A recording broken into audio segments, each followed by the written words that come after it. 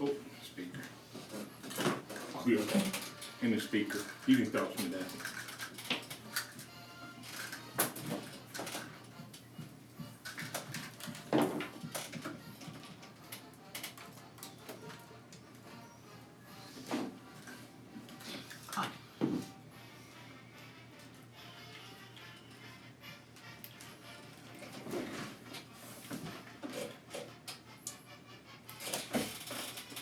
You got it?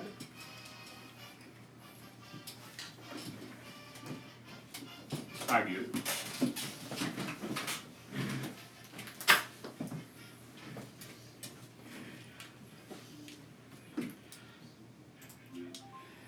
And welcome into another edition of the Alabama Tradition as we cover the University of Alabama, as we cover another win, 13 years over those Tennessee Volunteers. Hey, it's always great when you can beat those guys, take down the Tennessee Volunteers. We'll talk more Alabama Crimson Tide football. We'll talk about what everybody wants to talk about, not just from a local standpoint, but will Alabama be effective without Tua Tagovailoa? We'll talk about that. We'll break it down. We'll talk about Mac Jones. We'll get some insight. We'll look back ahead, and we'll try to look ahead. I know that we're going to be Sabanized for a couple of minutes. We're going to talk about when you begin to look at Arkansas. Yes, it's homecoming. We're going to salute a team that started Alabama's dynasty. We're talking about national title #1 for Nick Saban in Tuscaloosa. It will be a 10th anniversary for that football team. We'll salute those guys in so many different ways. We'll spend time looking ahead. LSU, Alabama, everybody wants to talk about that one.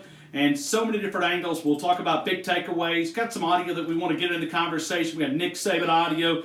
We've got some great things, and we'll hand out some game balls. We'll talk about players of the game, who we're expecting to have big performances, and we'll break down is Mac Jones capable of being that quarterback that can deliver another win for the Alabama Crimson Tide. I welcome in Martin Houston, former fullback at the University of Alabama. He hosts the morning show here on Tide 100.9 and throughout the state. When you talk about on the app, and a great way to download everything is Tide 100.9 and listen to everything we do. Martin Houston, I hope you're having a great day. Welcome into Alabama Tradition. I'm having a great day, Ryan. Alabama's undefeated, #1 team in the country.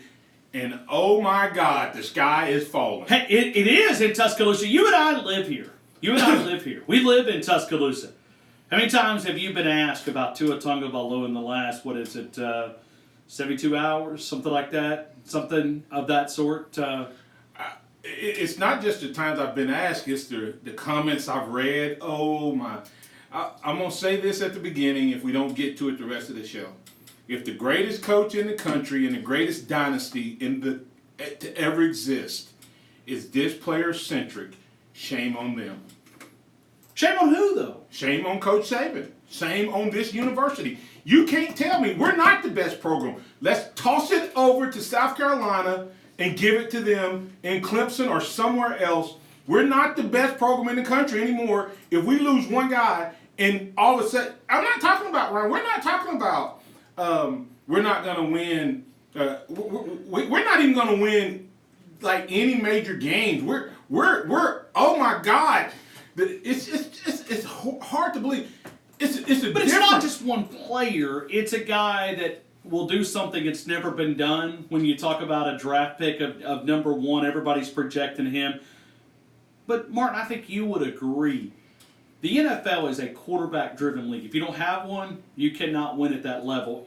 And this is a question. This is not a statement.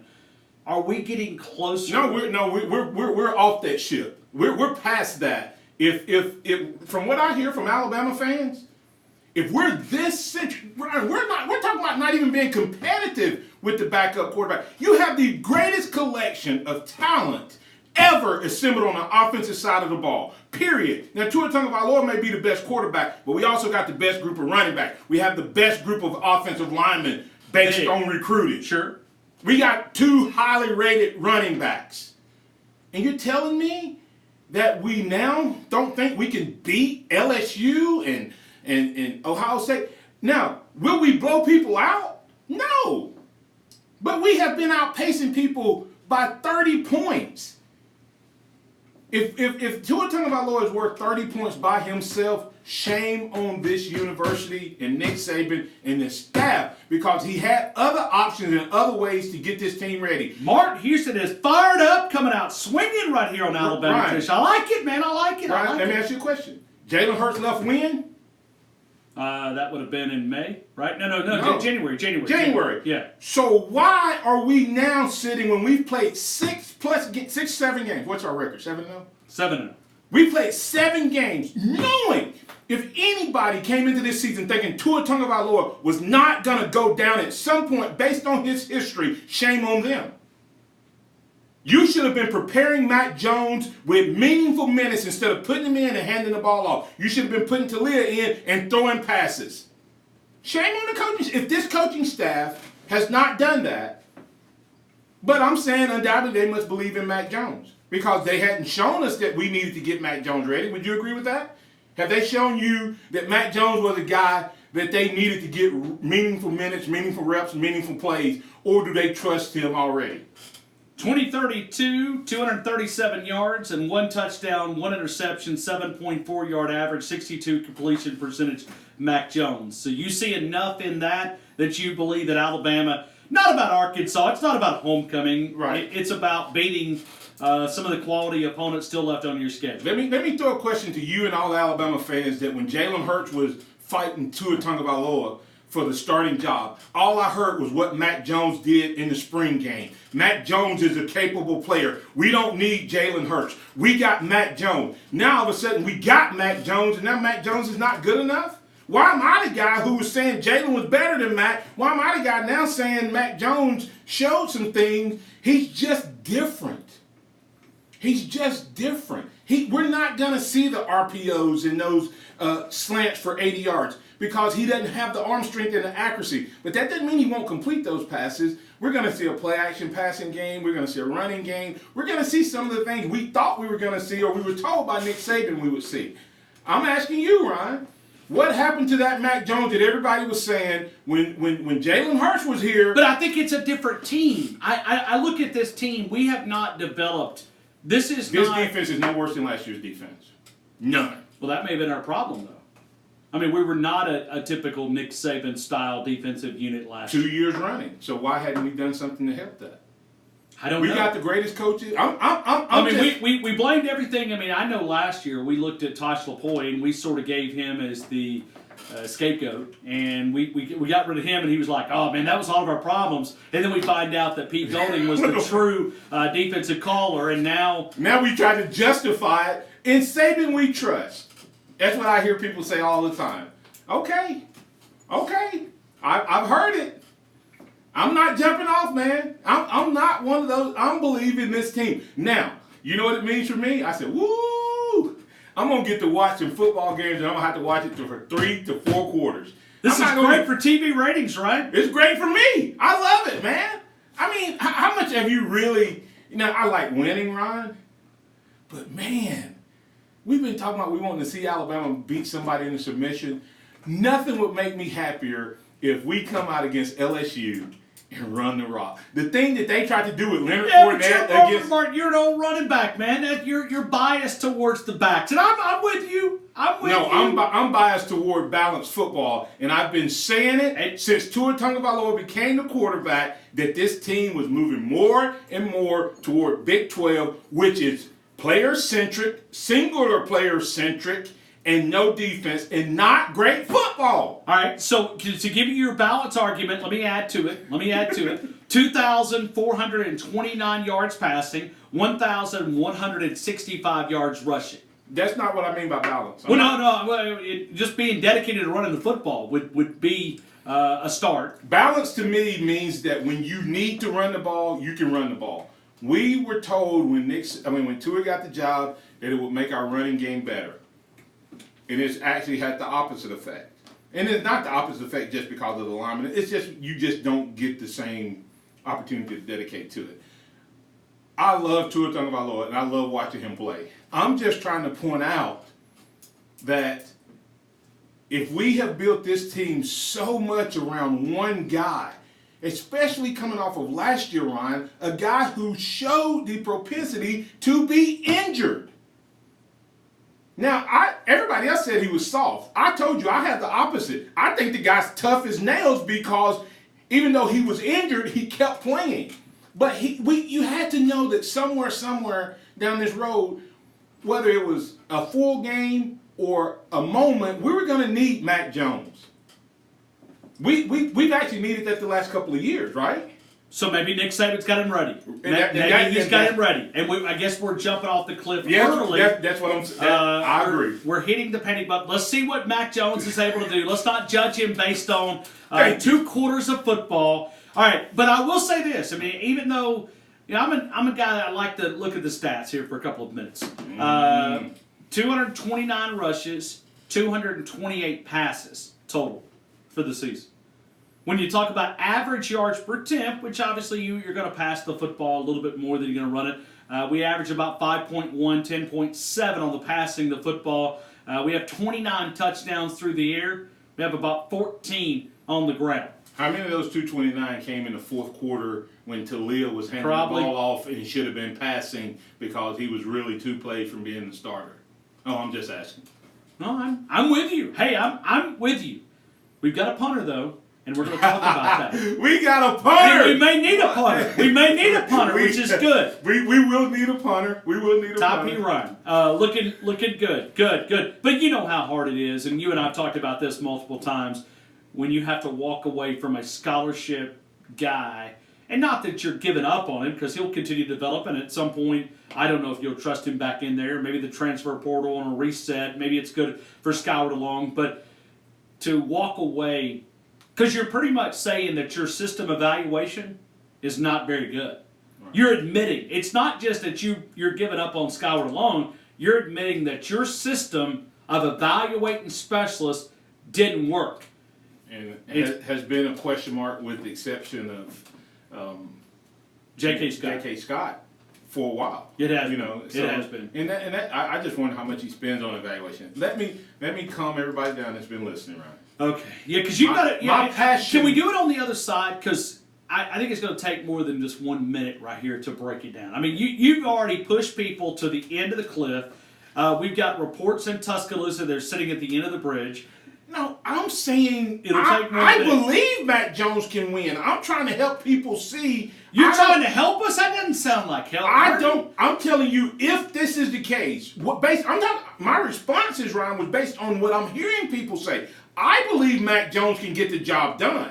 I think Mac Jones can get it done. I'm saying for all of those people who were making those statements, if that's the case, if it's truly one-player centric, shame on Nick Saban, shame on his coaching staff, shame on them, and shame on the Alabama fans that jumped off ship just when Tua went down. That's what I'm talking about. I'm not off ship, baby. I think Mac Jones can get it done. I just think it's going to look like what it did when A.J. McCarron was here. I think it's going to be more of that style with play action, West Coast. I believe in Mac Jones. I'm trying to tell all them other people out there, shame on all of y'all. If you think that this team and this dynasty is built on one man, I don't think it is.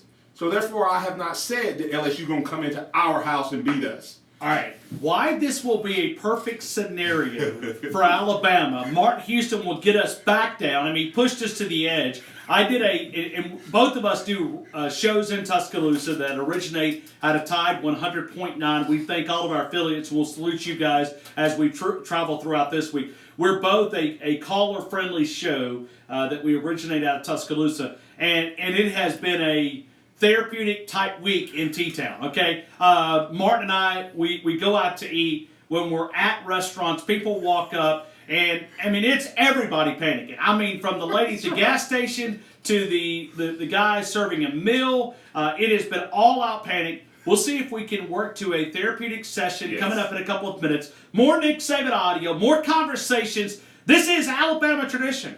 The past, present, and future of the Alabama Crimson Tide. Alabama tradition with Martin Houston and Ryan Fowler. Get a great lunch or a great meal every day at Broadway Pizza. Free in Northport. Woo, an 8-inch pizza with fountain drink for $7. $7.25. A large house salad with fountain drink for $7.25. And a whole game chips Let and me fountain see drink if for we need to $7.25. forward Dine it in, to carry out, or get it delivered the by calling YouTube Broadway link Pizzeria to on every. Highway 43 in Northport. Text me. Resort 6960. All right. I'm having fun. Man. Oh, I know you are. I know you are. We fixing it. I don't believe. I believe in the team. I'm just trying to help all these folks that say that that's the case. I don't think that's the case, Ryan. I think Saban has this unit ready.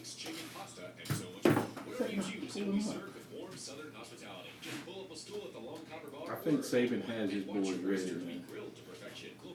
He got it right where he wants it. That's right. He's tricking them. He's making everybody panic. I wouldn't be shocked.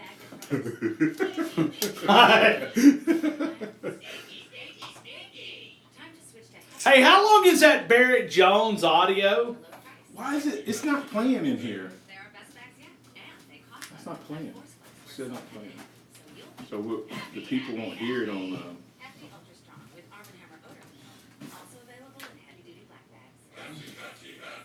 If you need handyman work done around your home, let Hall & Sons do the work for you. They specialize No, it is playing. in privacy fences, excavating, pressure washing, Yeah, it is.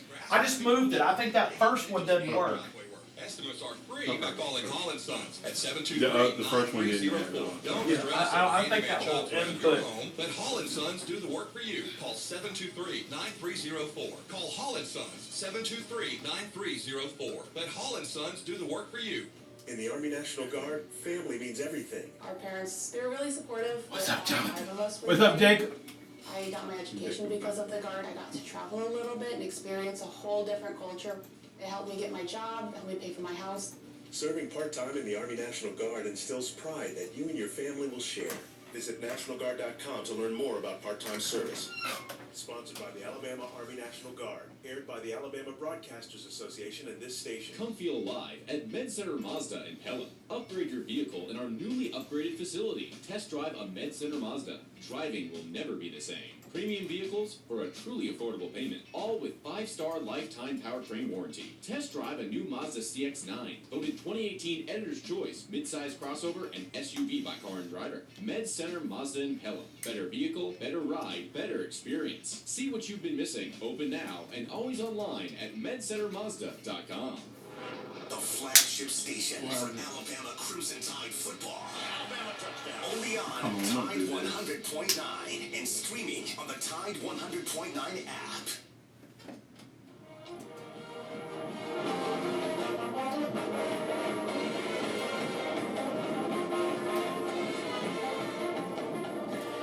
Well, I think that, he didn't do anything that really hurt us in the game.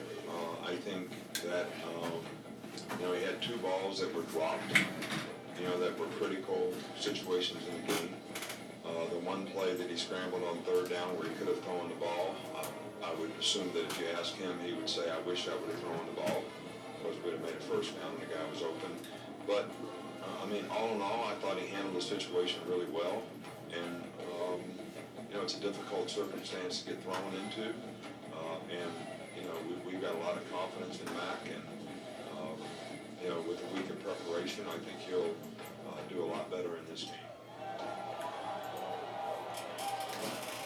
All right, so that is Nick Saban talking about Mac Jones and what the expectations are going into Arkansas homecoming on the campus of the University of Alabama. Also having a chance to salute this 2009 national championship team. A lot of these guys will return back and reunite with their teammates that got the dynasty started. One of the best in college football history. No, I'll go ahead and say it. It's the best in college football history when you look at the University of Alabama.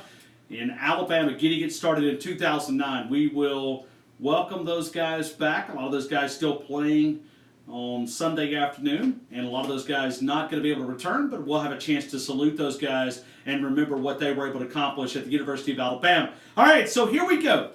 When you look at Arkansas, how do you use this? Because we've talked about this for several weeks now. When you look at the University of Alabama, it's not about LSU, it's about Tennessee and then Arkansas. How do you use this game to get ready to play the LSU Bengal Tigers, number 1 against number 2, all likelihood that that's the case.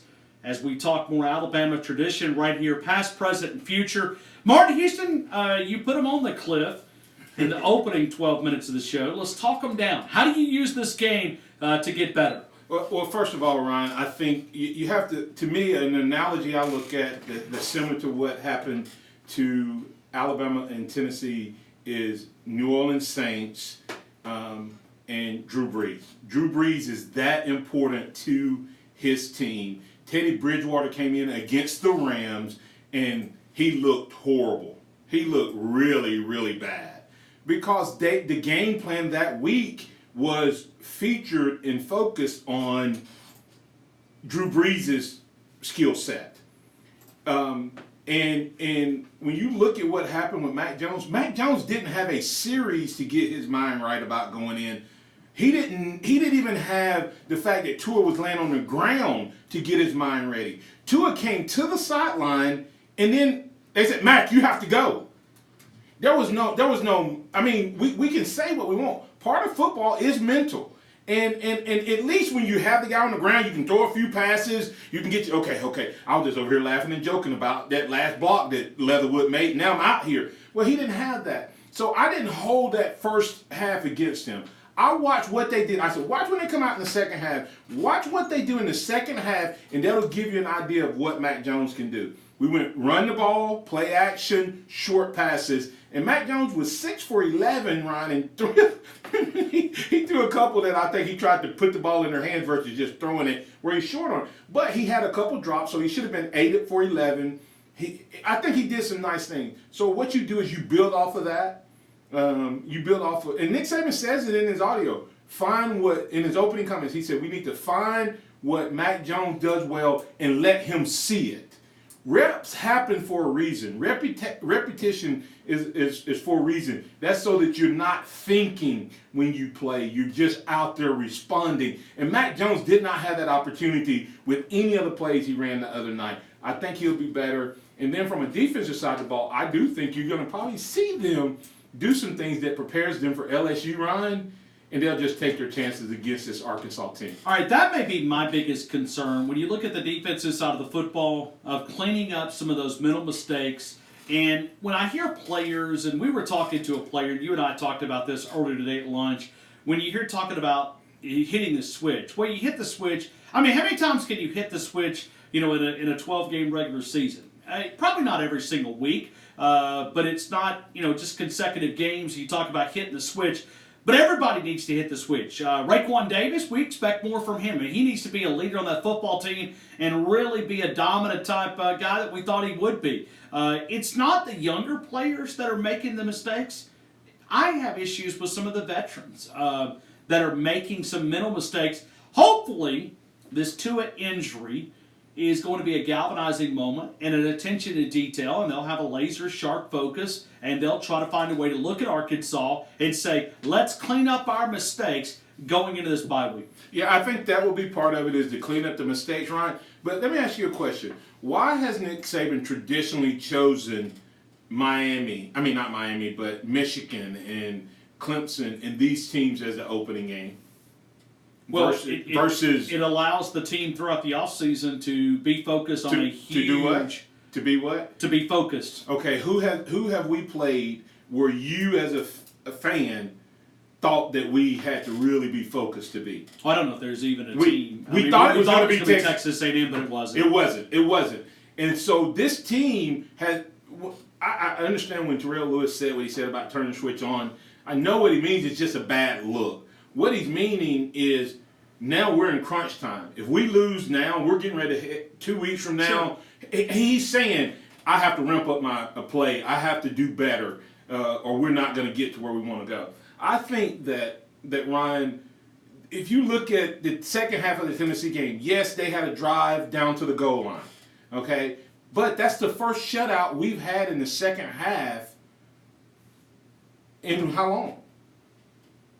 I mean, you go back to the end of last year. I mean, that goal line stand was fun. I mean, it was. In the goal line that's stand, Alabama football. The goal line stand. Everybody said, well, they would have scored on fourth down anyway. But the fact that this team didn't give up on first, second, and third down. Even if they don't get the fourth down, they at least made Tennessee go 4 downs, which took heart and effort and focus. All right, and so build off of that. They even posted some of the players post game, and then also on Monday even talked about that particular goal line stand. It was talking about, well, this is how we got dialed in. I mean, we pretty much said, so it's like this team has all the capabilities of beating people's brains out, but we've almost become a little bit bored with doing that. Right, and it's hard for the defense, in my opinion, having played the game, Ryan, when let me tell you just an example.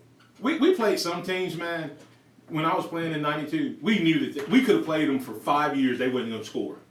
I mean, they weren't going to score. So when we went out on the offensive side of the ball, it wasn't like you have to score. It would, but then we had those games where we fall behind or it's tight. Where go back and look at how many times our offense played better against good teams, and we played average against Vanderbilt. But we go out and beat a Miami or an Auburn. Or, you see what I'm saying?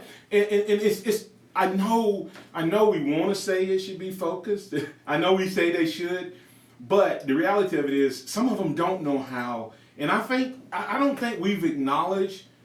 I said this before the season started that Dylan Moses to the defense was Tua Tagovailoa to the offense. Sure.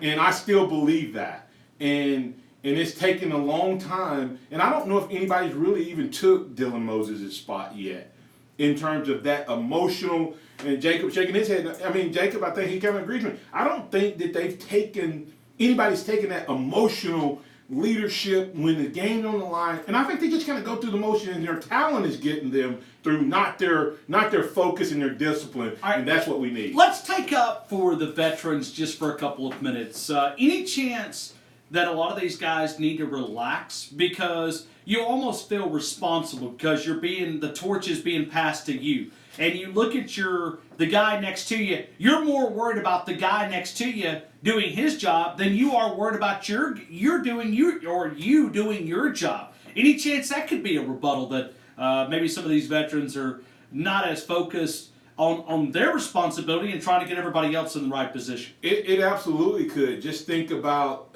what makes Tua great, other than the fact that he's accurate and sure his pre-read, right? His ability to pre-read a play.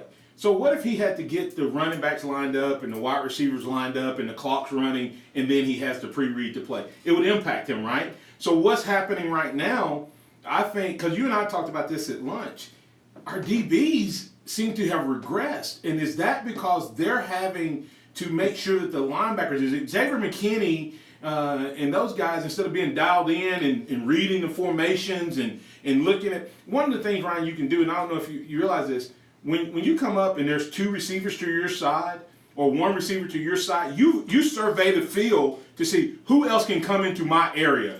What else can they do here if we're in a zone or if we're in a man? And if you're worried about everybody being in the right spot, you're not doing that. So that very easily could be part of the challenge with this team, is that they're all worried about trying to make sure everybody's lined up versus getting that pre-read and evaluating and using the film that they've processed throughout the week. All right, so here we are right here as we talk the Alabama tradition. It's Arkansas week. We'll focus on that. We'll set up the conversation as we'll look at homecoming. We'll go back and really begin to, can we spend enough time on this LSU-Alabama game? It is going to be all eyes are college football, and it's not just for 1 week. I feel like that we've been on this game for 2 weeks. And it's going to only amp up as we get closer to game time. Some news out there, and I always want to credit my cousin out here, even though we're not biological cousins. I claim him. Chris Fowler, which is a part of ESPN and College Football News, he says via his Twitter account and Instagram, he said, my expert resource on sports injuries and rehab says Tua's injury, his return for LSU game, seems very likely given Alabama football elite medical staff. Tua's injury memory and strong will. That's Chris Fowler talking about LSU and Alabama, but maybe Dave Aranda finds a way, and I hope, and we were talking about this at lunch, trying to find a way to put some things on tape to make them at least second guess it. Even if they've got to spend 15 minutes or 20 minutes preparing for a little bit of Mac Jones, well, that's 20 minutes that they're not preparing for Tua Tagovailoa. I guarantee you they're gonna have to prepare for both, regardless. And Nick Saban's not gonna say Tua starting till the end of the week anyway. Oh, I mean, why would he? Why would he? Yeah. I mean, keep those guys guessing, and he's probably going to tighten up. For all of our sources inside the building, they're going to be like, their cell phones are going to be taken up. We're not going to be getting any information out of the football building. I know Chris Fowler's got great resources, but trust me, things are leaked out there, and you use the media to get what message you'd like to get out, and that's the message now. But what will the message be in a couple of weeks? More Nick Saban audio, more conversations. We're also going to salute a player a little bit later. It's one of the best answers that I've heard in a long time, and it was coming from an Alabama player earlier this week. We'll talk about it, the past, present, and future of the Alabama Crimson Tide, right here on Alabama Tradition with Mark Houston and Ryan Fowler. Where's your phone right now? It's probably All right, so here we are. We're during the break, and we're going to talk some more Alabama Crimson Tide football. We do this on the radio now. Keep in mind, it is a radio show, and so during the breaks, we try to have some fun. And Mark Houston, myself, as we talk Alabama football. Martin does the morning show, as you can see in the background. He's got beautiful logos, T-shirts. I don't know where's the rest of our T-shirts? I don't know. Maybe we'll get those at some point. But Mark Houston's took it upon himself to go out and get a lot of nice looking T-shirts here on Tide 100. Throw out a score, because I'm looking at all the different comments here on the Periscope or Twitter account. And what's the score prediction for Alabama and Arkansas? And if you don't mind, why don't you put up a comment? Let us know where you're watching it from, because I always find that this Alabama brand has grown so much in the last, let's say Nick Saban's arrival. And I think a lot of it's because every game is televised. But if you don't mind, throw out a prediction and give us a little bit of where you guys are listening to us from, because I always find that kind of fascinating as we spread throughout the internet waves and Twitter, Facebook, Periscope, all the different ways. So if you don't mind, give us a little roll call. You don't have to say your real name. Just tell us where you're from, and we'll give you a little shout out as we talk more Alabama football. But we'll get back into it here coming up in a couple of minutes, and we'll dive into the conversation. I mean, this has been a crazy week. I cannot remember a week like this when you talk, one quarterback going down. But I think the pivot point is we all want to see if Alabama can use this for everybody to get better. I think so. And that's what's going to be fun, is if you can combine that. I mean, it's just a high ankle sprain. He didn't get amputated. I mean, his foot's still hanging on. And he did not walk back with a big limp, which tells me that he had to be escorted off the field last year. He walked into the locker room for a long distance. A cart. Yeah. Yeah, he had to be carted off last year, so I don't think this is near as bad as what we've seen in the past. I do think it's important that they treat it correctly, and we talked to that doctor, Ryan, that kind of gave us a little insight. Hey, I think I could do a tightrope procedure. Yeah, he said it was pretty easy. I mean, he said it was simple. I've got a screwdriver and some hay string. He said low maintenance, low impact. Hey, that's our new business. We're specializing in tightrope, high ankle sprains. All right, we'll get back here on the radio. Trademark of a good leader to me is the first thing you have to do is be committed to doing things correctly yourself. Because it's important, if you're going to be a leader, to set a good example for other people. You got to be somebody that somebody wants to emulate, and you got to care enough about other people to help them for their benefit. So you got to be willing to serve. And we have some guys that do a really good job of that on our team, and hopefully it'll be important that they step forward this week. All right, so as we talk Alabama football, we originate out of Tide 100.9 in Tuscaloosa. We thank each and every one of our affiliates. We'll salute you guys in the final couple of minutes of the program. Going back to this team and the way that this team is going to handle this, let's go back and talk about the good. I feel like that we've really focused on the negative for the first 30 minutes. Let's go back to Texas A&M. This offensive line, it's getting better, and I like the new wrinkle that they've added with Chris Owens. For one, you give him a responsibility. You're not just saying Chris Owens, Landon Dickerson's a better center. You're getting a jersey, and you're saying you're going to be a part of this football team. Because we don't know if, I don't want to see another player go down, but if somebody goes down, we saw Evan Neal go out in that game. Emil Ikior came in. So you always got to be ready, and maybe if you look at the backup quarterback having to play, that every second-string player is going to prepare like they're going to be playing this week, and maybe that's an attention getter. But this offensive line seems to be taking some steps in the right direction. What do you think? I think absolutely, Ryan. And to be fair to the offensive line, think about what we really have. This is only the second week in a row that we've had this offensive line.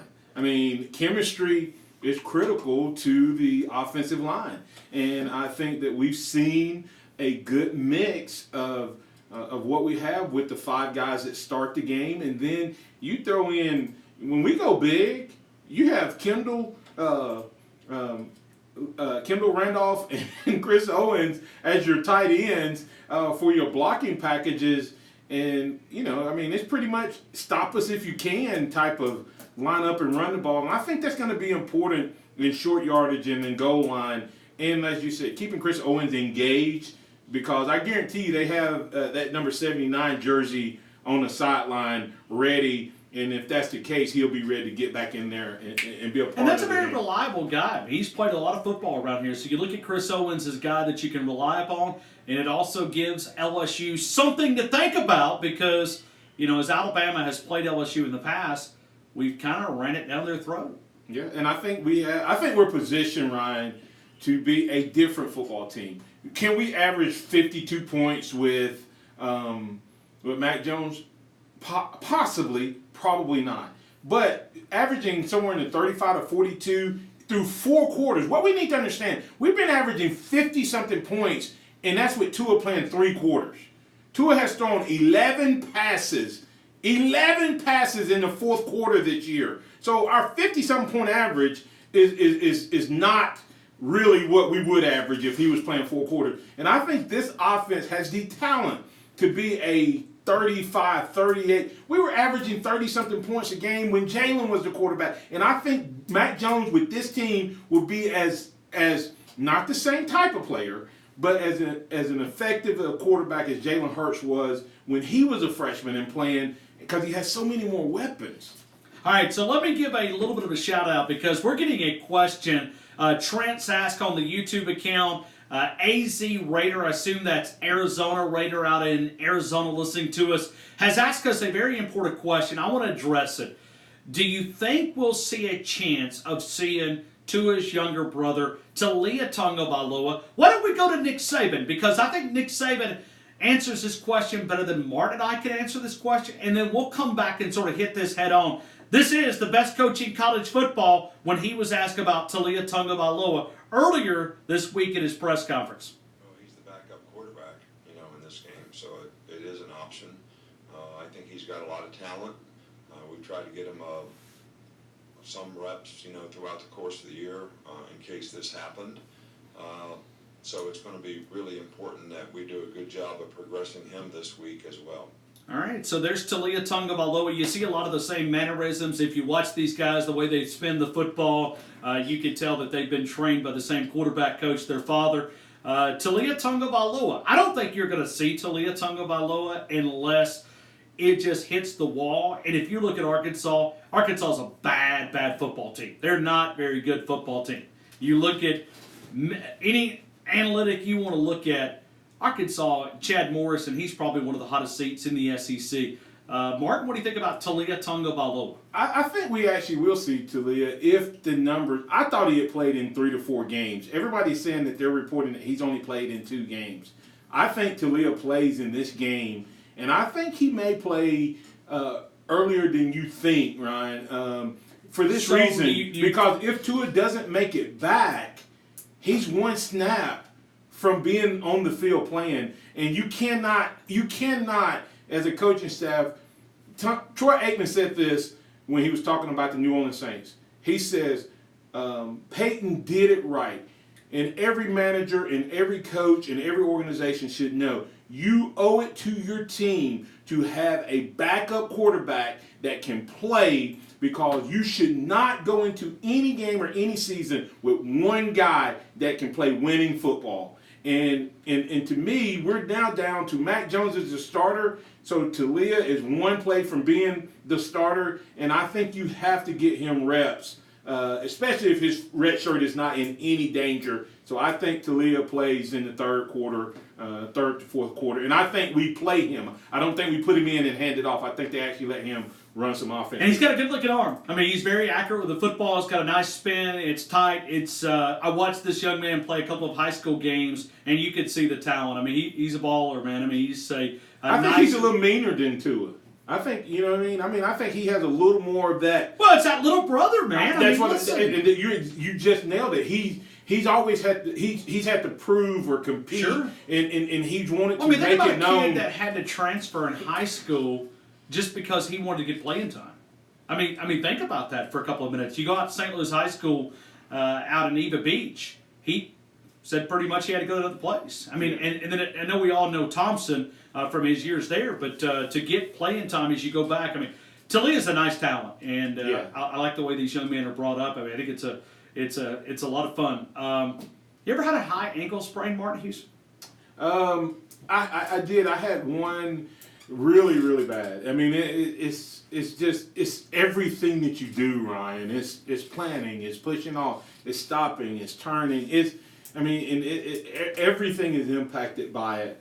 And you know, back in my day, they took a needle and shot it up. Well, and it's kind of funny that you say that, because Jay Barker does radio on our show here in Tuscaloosa. Jay's a former quarterback at the University of Alabama. For all of the new Alabama fans that are part of this, and we welcome you. But 1992, he was the quarterback that led Alabama to a national title. He pretty much said the same thing. He said, "Listen, I had a high ankle sprain. I had a dislocated shoulder." He said, "Man, there was nothing that a shot wouldn't fix." Yeah, I mean, I got probably couldn't feel your ankle, but it didn't hurt. Right. I mean, it really was determined how far into the season and what was coming up. So, but that's been a tradition around here, man. Coach Bryant played with a broken leg against Tennessee, is what I was told. Yes, I've heard that story as well. So, but I think Talia sees a little action, Ryan, because but I also think that Nick Saban, we may see some A.J. McCarron looking at that number 10 on a Saturday. May think we're going to have that flashback to the future, I think, type of moment. I think it'll be more spread and more explosive and not as conservative, but I think you'll see some elements, as what did he call it when he first got the job? Not play action, spread. Pro-style principles. Pro-style principles with spread principles. Pro-style with spread principles. And I think that's what we're going to see. And that was when Sark was announced, December the 15th of 2016, leading into that championship week. And we know Lane Kiffin kind of went off course, and Sark was kind of pressed into duty. And I've been very pleased with Sark's play calling this year. I mean, I know he's mixed it up, and maybe we haven't run it down people's throat like we'd like to. All right, so we'll come back. We're going to set homecoming. We'll give some predictions. We'll talk about some guys that we expect a lot from. We'll talk about some guys that need to step in the right direction as Alabama builds to Arkansas. We're not overlooking the Razorbacks. We'll give some predictions. We'll talk about some game balls, players of the game. We'll do that coming up in a couple of minutes right here as we cover the University of Alabama with Alabama tradition, the past, present, and future of the Alabama Crimson Tide. All right, so here we go. We're talking here as Alabama tradition. Martin Houston, myself, had a lot of fun. Was reading out the different comments, and appreciate you guys saying where you're listening to us from. It gives us every time I see a city pop up, there's some kind of connection that I've been there, or I'm going, okay, well, where's this at? But appreciate everybody that's tweeting in. Arkansas, North Carolina, California. Northern California, that's a beautiful part of that state. The Redwood Forest up there and all the different things about Northern California, much different than here in the southeast. Hope you guys have a great weather out there. So we're talking more Alabama Crimson Tide football. We'll take your predictions. We'll take your little Bama roll call as we're talking Alabama football. But just a reminder that we do this on radio that originates out of Tuscaloosa. Martin does the morning show. I do the afternoons. We've got Jay Barker. We got Lars Anderson, Scott Moore. We got Travis Ryer from BamaOnline.com. Gary Harris, which is our local television station here. We've got Wim Sanderson and his son Barry Sanderson inside the locker room. We've got a great lineup that we cover Alabama Crimson Tide athletics from 6 a.m. to 6 p.m., 12 hours, which is unheard of, and we have an app and all the great things. So this is an extension of what we already do at Tide 100.9. So we appreciate you connecting with us. You can follow Mark Houston 35 on the Twitter account. Mine's Ryan C. Fowler at Ryan C. Fowler. But we do it on YouTube, Periscope, Facebook. Follow us on those accounts. This is something brand new. We do it every Tuesday starting at 6 p.m. Central Time. And I only say Central Time to put a heavy emphasis on that because I see a lot of time zones. So we start 6 o'clock in Tuscaloosa, and we try to team up together to offer a lot of great opinions and a lot of great analysis. So it's always a lot of fun to be able to talk Alabama football with you guys. And it's no doubt a highlight of our day. I mean, we enjoy it. This is our passion. It's fun to be able to follow what Nick Saban's been able to accomplish in 13 years. We're all caught up in the moment. I say it all the time. All the time. Thank you, Rodney. I appreciate you saying that. Download the app right now. So when you look at Alabama and you begin to kind of think about this, we're going to hit this thing about 15 years from now. I think Martin Houston, I use this all the time. You didn't realize that you had won a national title. Yeah, you realized you won a national title, but it didn't hit you until years after you won that national title. I've heard you say that many times. And when you look at Alabama, we're not going to realize what Nick Saban has accomplished until we get like 2035. And we'll look back and we'll go, he did what? What? It'll all hit us, and we'll appreciate these moments. But we're living in Ryan, we've been number one 12 years more years in a row than Auburn has been number one in their program's history. I love the Auburn stats. No, I'm talking about years versus weeks. I mean, and there's a lot of programs like that, but I did use the Auburn one. That was a good jab at the Auburn Tigers. I mean, I think they've been number one like 9 or 10 times in their program's history, like weeks, and we've been 12 years in a row. All right, we're going to get back to on the radio side of things, and we'll close out. We'll do a couple of extra minutes at the end on our social networks. Here we go.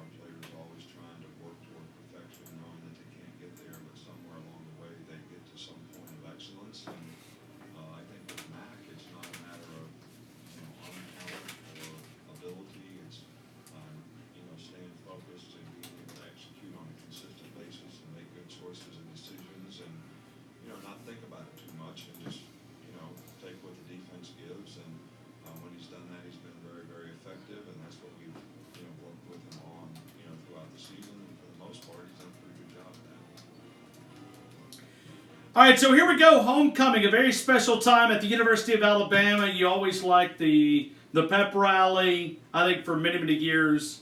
And I don't ever want to point out Martin Houston's age, but every now and then I like to from time to time. But I remember sitting on the steps of Gorgas Library. That's been a tradition for as long as I can remember of watching, former players come out. I remember 1992 where we did a parade. We ended up at the steps of Gorgas Library, but it'll be a celebration. It'll be a wonderful, wonderful bonfire and all the different things. I mean, I love homecoming. I love this place. And credit to Greg Byrne for those LED lights, man. Those were incredible. It was fun atmosphere. It was awesome. All right, so here we go. Final couple of minutes. Arkansas, Alabama, homecoming at the Capstone. What are you expecting? You expected a game in the 40s? You expected a game in the 30s? I mean, you expect that Nick Saban will be a little conservative? What are you expecting, Martin Houston? We'll start with you. Well, I usually don't give a score, Ryan, but I know. I'm feeling pretty close today. I mean, it's Mac Jones. I'm showing my confidence in Mac Jones. I mean, I'm breaking tradition. I mean, all you Alabama folks, get on the bus. It's laser focus from Martin Houston. I'm driving the Mac Jones bus right down the Razorback Alley. 48. 48? 17. No, and I'm being generous. I don't think they're going to get 17, but I'm going to give it to them. 48-17. I'm gonna bring you my A.J. McCarron number 10 jersey, and even though it doesn't say McCarron, that's who it was for. You can wear it for the next couple of days. You know what I'm thinking about doing, Ryan? Inspired by the kid that made the Tennessee shirt. I'm thinking about drawing a Mac Jones picture on my just freestyle. You have been, man. Freestyle Mac Jones, baby, and represent Mac Jones. Go Mac Jones, hey, baby. I interviewed this young man coming out of Bowles High School in Jacksonville, Florida. I thought he was a natural-born leader. I mean, I was just impressed with his leadership characteristics. And if you remember when he decommitted from Kentucky and committed to the University of Alabama, he began to recruit, which a lot of those guys do, but began to talk about guys. And listen, can I say something? He's a good leader. Can I say something? Sure. Ryan? Just because a guy's not a starter doesn't mean he's not good enough to be a starter. And that's what we're missing about Mac Jones. Mac Jones chose to come to Alabama when Tua Tagovailoa and Jalen Hurts were already here. He chose to come here in that environment and compete. And that says something to me about him. And he's chosen not to leave. Mac Jones probably could have left and been somewhere waiting to be the starter somewhere else. But he chose to be here. He's a grinder, man. And I like that he chose Alabama when he had no reason to, and he knew he was third on the depth chart when he walked in. In the current transfer portal that we have, you walk out and say, hey, forget it, man, I'm going home. And he hasn't done that. Do you think that the NCAA probably would have gave him a waiver when, just when Jalen Hurts, look at, man, I'm behind Jalen and Tua. Come on, give a brother a break. They probably would, it never makes sense why they give breaks, but so anyway. Jacob, give me your prediction. I'm gonna stick with 35-10 is where I'm gonna go. Jacob, the guy that produces the program Alabama Tradition, past, present, and future of the Alabama Crimson Tide.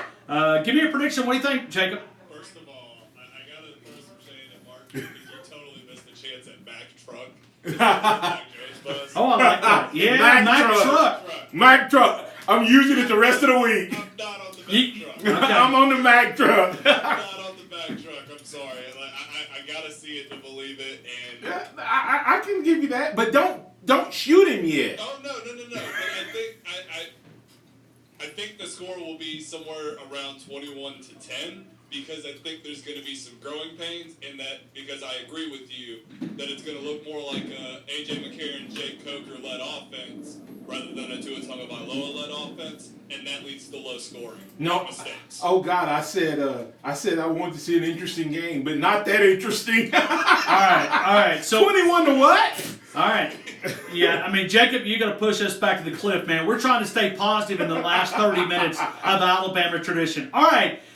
Martin Houston and I, if you listen to our show in Tuscaloosa, Martin is a pastor of the Gospel of Jesus Christ, has a church here in Tuscaloosa County. Certainly my faith is very important to me. We talk about it both, even though we're on a, it's not a religious station, but we try to incorporate our faith.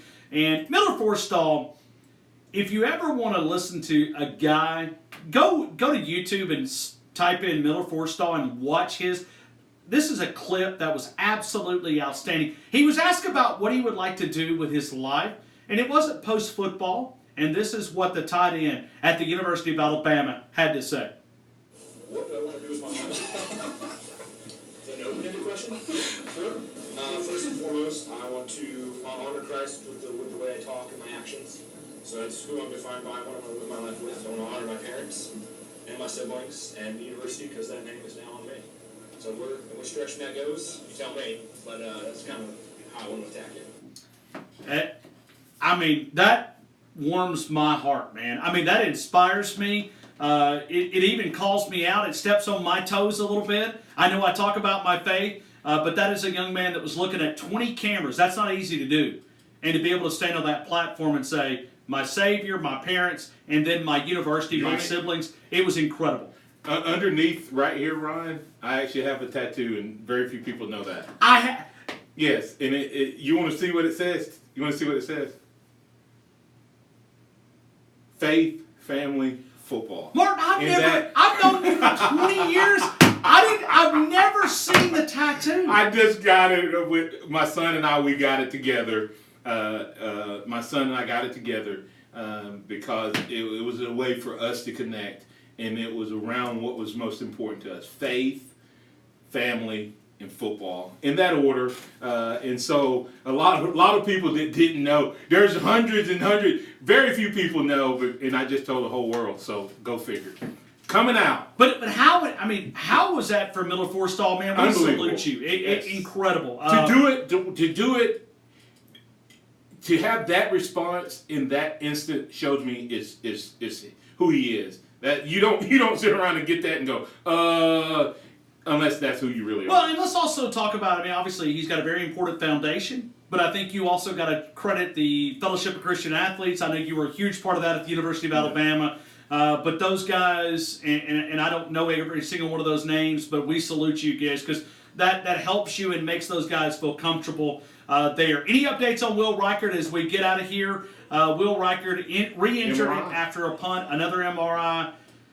I think you're going to shut this guy down for a few weeks. I don't think you're going to press him into duty. I don't know if he kicks again this year. I really don't. I'm right there with you. Mentally as much as physically. That's very important for a kicker. Alabama tradition, the past, present, and future. That's Martin Houston. I'm Ryan Fowler.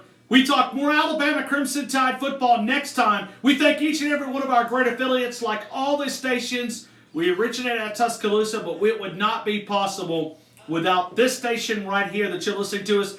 Thank those, patronize those sponsors. We greatly appreciate you talking Alabama Crimson Tide football. We'll talk to you next time here on Alabama Tradition. All right, so we're going to wrap up here on our social networks, and Martin Houston and I, here, I'll move it around here just for a couple of minutes, and we'll talk more Alabama football. But, Miller Forstall, and I know it's been shared. We put it on Facebook, but when you're an Alabama player and you can have that type of statement, what that does is, listen, Martin and we're both over 40. We'll leave it at that. Okay. When we say it, it does an impact. But I think when a young man at the University of Alabama, where all eyes are on him, it's encouraging that, because in this current time that we live in, we've been told that, it's not cool to be a Christian, or it's not. And I was sitting 5 feet from him when he said it. I was there inside the football building. I almost went over and high-fived the guy. You can hear my clip. I put on Instagram. I was like, good answer. It's like, it was my natural response. Ryan, and one of the things I think sometimes people they may be thinking, man, this is a sports show. Why are they talking about that? Well, I can tell you why. I did a thing with Rick Burgess and FCA at Hillcrest High School a couple Wednesday nights ago, and they said, who impacted your sports? Listen to this. Who impacted your sports life the most? And you would think, man, I had some great coaches and unbelievable coaches. But you know who impacted me the most was a guy named Dave Kemp. And the reason he did was, as a freshman, he started talking to me about the importance of my faith. He said, so Martin, every time you step out there on that field, use that to glorify God and to honor Him, and then make what you do off the field match. So think about that for a second. I became a much more intense football player because he said, find something you're thankful for on every play, and then let your intensity, how thankful you are, show your intensity. And then when you're off the field, make sure you match what you showed on the field. And so when he says faith, family, football, it's raising his level or his standard of how he treats people, how he treats his teammates, how he treats his responsibility to the university, to the community. It's such an impactful thing. And so what you're seeing, and I would say that Tua probably has a very similar answer because you and I have heard him speak as well. And you see some of these young men out there, and you wonder how do they do it.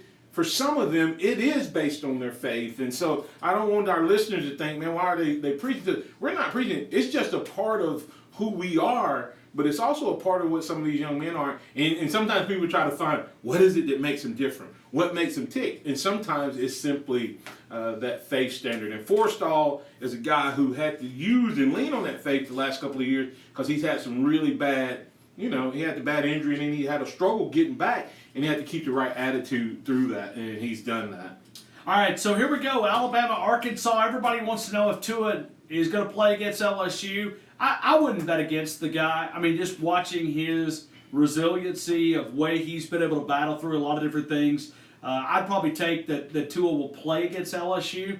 But you don't ever know. I mean, Martin and I were at lunch today. We ran into an orthopedic surgeon, and he was explaining about the tightrope procedure, which is the benefit of living in Tuscaloosa. That this guy knew every step about it. He was talking about how it really doesn't help the healing process. It's more about stabilizing the ankle where it doesn't reoccur. Or it doesn't, It gives them some security, some stability, right. And so that's a mental thing when you talk about it. I mean, maybe that's part of it. Maybe that's one of the reasons why it's done. So I wouldn't bet against Tua Tagovailoa, but I also think when you say that, you don't know how the body's going to respond. Yeah, well, Saban said 10 days before he can run, and then he said these things at this stage, and that's the key word, he said at this stage are unpredictable. And that's kind of what the doctor said today is, he said this is what you're going to hear out there if you're listening. The typical response time and healing time can be 3 months or so. He said for an athlete, it could be 4 to 6 weeks. And he said, and then it's based on the severity of it. And if you watch Tua Tagovailoa from last year to this year, it didn't seem severe.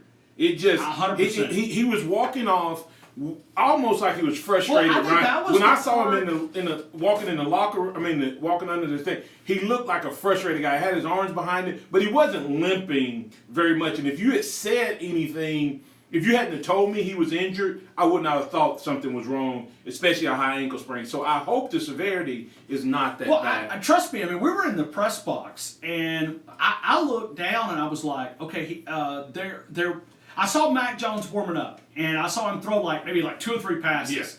And, I was like, what's he doing? And then I saw Tua getting some assistance, and so I didn't even, I did see the sack or, the play, but it was like, okay, I didn't see a lot of it. And then I saw him walking off, and it was just like, we were all in shock. And then you watch him walk, and I was watching through the binoculars, which I carried, and I try to zoom in. That's why Jeff Allen has that medical tent for guys like me that have binoculars. But I was sitting there watching him, I was like, okay, he's putting as much pressure on it. He doesn't really, and it was almost like they told him, hey, listen, you're Tua Tagovailoa, man, you're going to go get an MRI, and they do that for all the players. But how advanced is this medical staff that you've got and I know the facility, but I'm not going to be able to call it out. I've given somebody my word, but it was not DCH Hospital. I'll eliminate that. So he leaves in the ambulance, which gives us we just started panicking, There was people tweeting out the ambulance picture and stuff. Sure. I think I was one of those people. Oh, I was too. I looked down at Martin, and Martin was texting me during the game, and I was like, I thought it was his foot. And Mark's like, it is. I think he broke his foot. And we were, but you see that. You don't ever see that, but they have a facility that's on standby, and where they have the MRI available. How crazy is it that Jeff Allen has got this system down?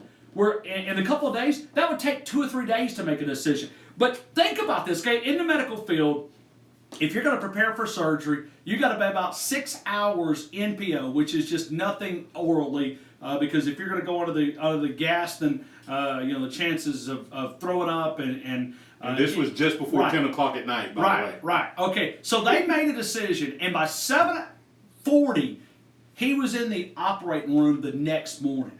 Now, that's a system that that's why you have the best trainers. And for those out there that are recruiting, You look at Alabama's medical staff. No, you don't ever think about getting hurt. But if you get hurt, you better have a great medical staff on your team, and that's one of the things they've got here at Alabama. That To me, I know Scott Cochran gets a lot of love and deserves it. Right, rightfully so. But the MVP, most valuable personnel, Jeff Allen has to be a battle between, because you go back to even when he came up. First of all, the tent. Now you watch it and you don't even really think about it. The tent that you see all over stadiums right now is a result of Jeff Allen and some Alabama students. But Ryan, think about what he did with Kenyon Drake. They had a cast that fit from his wrist to here. That boy's arm was still broken that game. Your arm don't heal that fast. It did. I mean, the bones don't heal that fast. Right. But they had what was it called? The bulletproof material. Oh, Teflon. Kevlar. Kevlar. Yeah. Okay. Something like that. That's stuff all right, for all the police officers out there. you know what we're talking about. But anyway, that's what it was made out of, and that's what he had. And it was. If you go back and look, it was from here to here, protecting that arm. And, I mean, it's just you look at the times that guys have gotten back out there. Cam Robinson going back. Sure. When this was a new type of thing, I think. When Cam Robinson made it back to LSU in 2 weeks. 2 weeks, Ryan. At 300 pounds, a high ankle sprain. Unheard of. So it's amazing what this staff does. It is a lot of fun. Listen, we do this every single morning beginning at 6 a.m. With Martin Houston. You can connect with him directly on Facebook, YouTube. He does it all right there. My show starts in the afternoon. We get you home in the afternoon. We connect with you on Twitter. We're a caller-friendly show.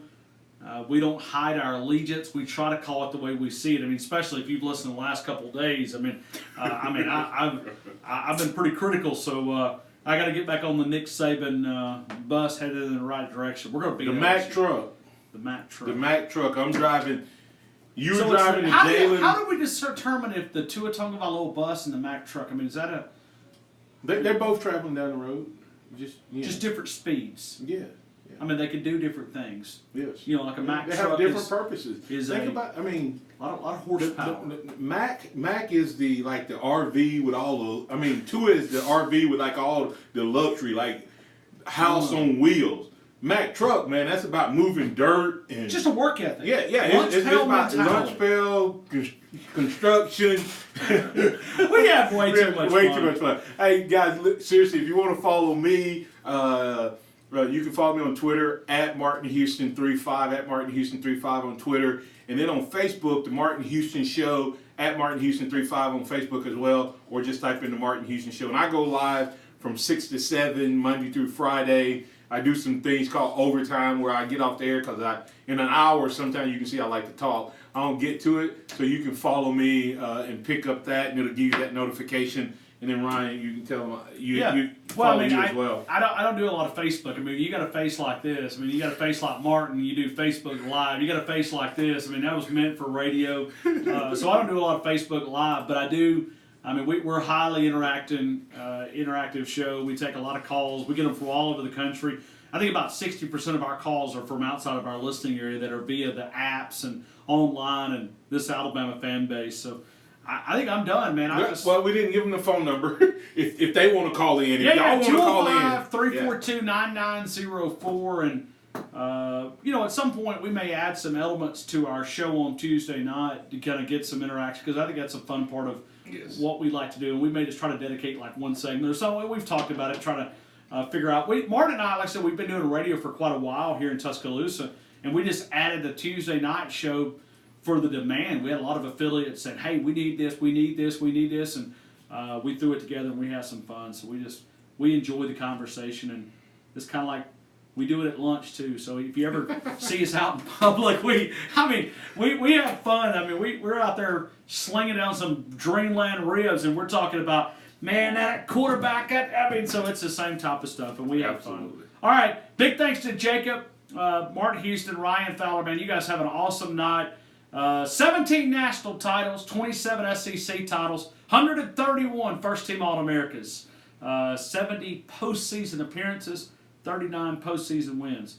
One of the greatest traditions in all of college football. We'll see you guys next time. Alabama tradition. past, present, and future of the Alabama Crimson Tide. You guys have a great night. Roll Tide.